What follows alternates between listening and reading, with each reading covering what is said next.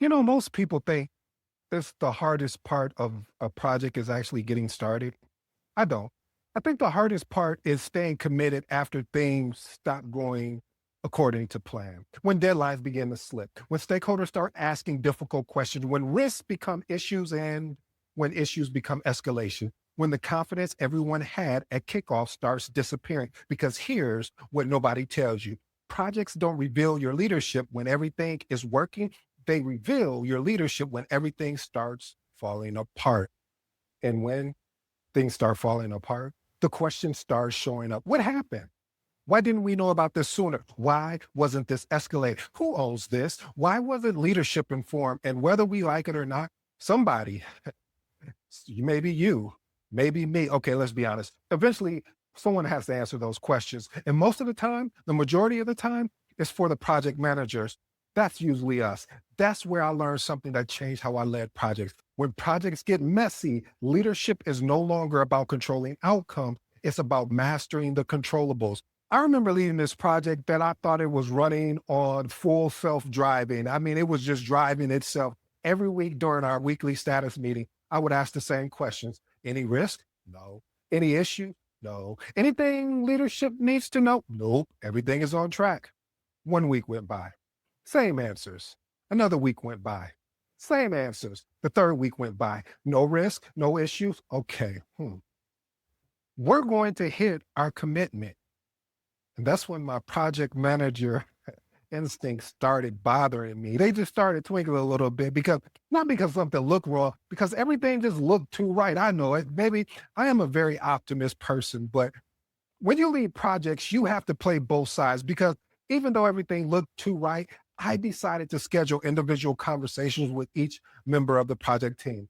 Fortunately, the team was only about 8 people. And what I discovered, goodness, I was shocked. You see, there was an unwritten belief operating within the team. Nobody had formally anywhere, but everyone seemed to understand the rule. If you raised a risk, if you reported an issue, if you turned the project from green to yellow or red, people might assume you weren't doing your job. So instead of discussing problems, people were managing perception.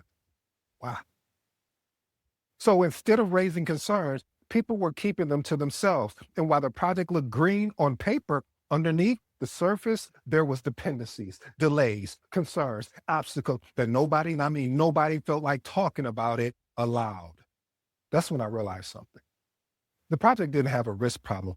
The project had a communication problem. So I gathered everything from those one-on-one conversations. And of course, you know what we did here. Documentation beats conversation. So we documented every concern, every dependency, every issue, every risk, because documentation was something I could control. Then I brought it back to the team. I never said who told what. That wasn't important. What was important was making sure everybody understood the truth. We were not as healthy as we thought we were. And that experience taught me one of the most valuable lessons to this day of my career. When projects start falling apart, leadership isn't about controlling every outcome. It's about controlling the things that are in your control. Because eventually someone's going to ask those questions we talked about earlier. What happened? When did we know? Why wasn't this escalated? Why wasn't leadership informed? And that's why today's conversation truly matters. Because when projects get messy, there are only three controllables that separate strong project managers from everyone else. Principle number one: focus on the controllables. One of the biggest mistakes project managers make is spending an enormous amount of time and energy worrying about things they cannot control. You cannot control stakeholders' decisions. You cannot control organizational politics. You can't even control the budget reduction. You can't even control how priorities seem to shift. And you certainly cannot control every decision your project team makes. But there are things you can control: documentation, follow-up, risk identification, escalation, communication, and my favorite of them all, professionalism. Because when projects begin struggling, people rarely judge you on whether every problem was prevented. They judge you on whether you managed the things that were within your control. Here's the lesson here, family. When projects fall apart, leaders are often evaluated less by the outcome and more about how they manage the controllables. Here's 2 actionable tips I'd love for you to experiment with. Create a list of what you can and you cannot control during difficult projects.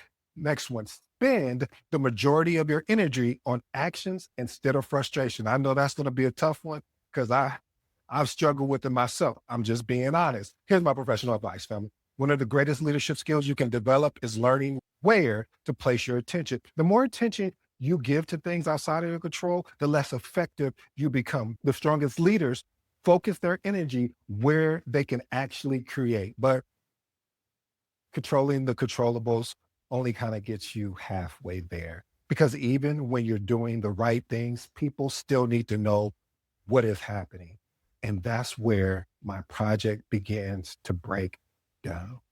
Principle number 2, communication becomes more important under pressure. When projects are healthy, communication is appreciated. When projects are struggling, communications become essential. Matter of fact, you need to make that happen because if you don't make it happen, well, again, we go back to the questions. I've seen project managers avoid difficult conversations because they hope the issue would resolve itself. I've seen teams wait too long to escalate because they wanted one more week to figure it out. I've seen leaders delay sharing bad news because they didn't want to disappoint the stakeholders. Unfortunately, bad news doesn't improve with age. It usually gets worse because silence creates assumptions. Assumptions create confusion, and you know what confusion does. Confusion creates mistrust.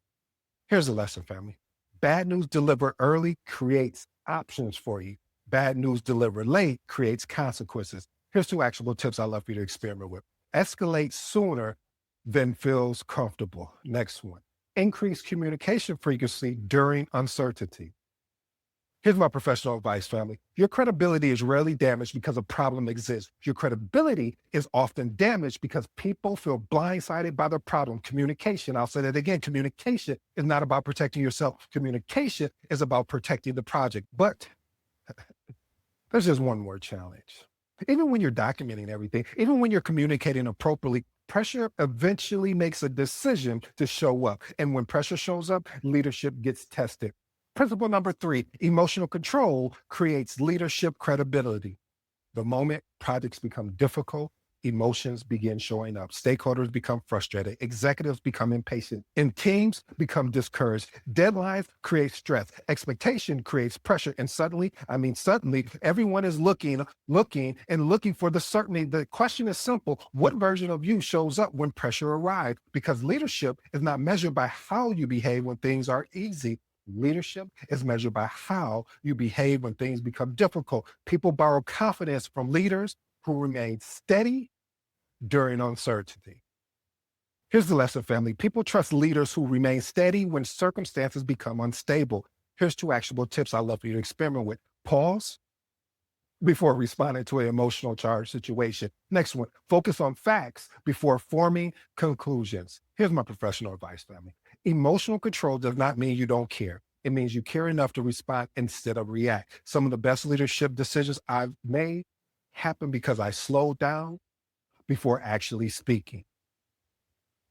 So we're going to focus on the controllables. We're going to communicate early. We're going to manage our emotions, simple concepts, but under pressure, that's where leadership separates itself from management. Here's the final reflection, family. The longer I led projects, the more I realized something. Most projects don't fail because of one massive mistake. They fail because small problems remain hidden for too long. A risk that wasn't discussed, an issue that wasn't escalated, a concern that wasn't documented, a difficult conversation that never happened. And eventually, those small problems, well, it's like a snowball effect. They become larger problems. That's why staying in the game when everything starts falling apart isn't really about toughness. It's about discipline, the discipline to focus on what you control, the discipline to communicate when conversations become uncomfortable, and the discipline to maintain your composure when pressure starts building. Because eventually every project manager will sit in a room where we go right back to that question board when someone asks, what happened? The goal is not to have all the answers. The goal is to know you manage the controllables. As you know, projects do get messy. Leadership get messy. Life gets messy. But don't confuse a difficult season with a failed outcome. Stay focused, stay professional, stay communicative, stay in the game, because when everything starts falling apart, that's often the moment leadership becomes visible. We know the motto here: documentation beats conversation. Focus on the controllables, because and reps beat talent when talent doesn't do the reps. I go by the name ED. For all you smart and intelligent folks out there, that just simply means Ed. Until next time.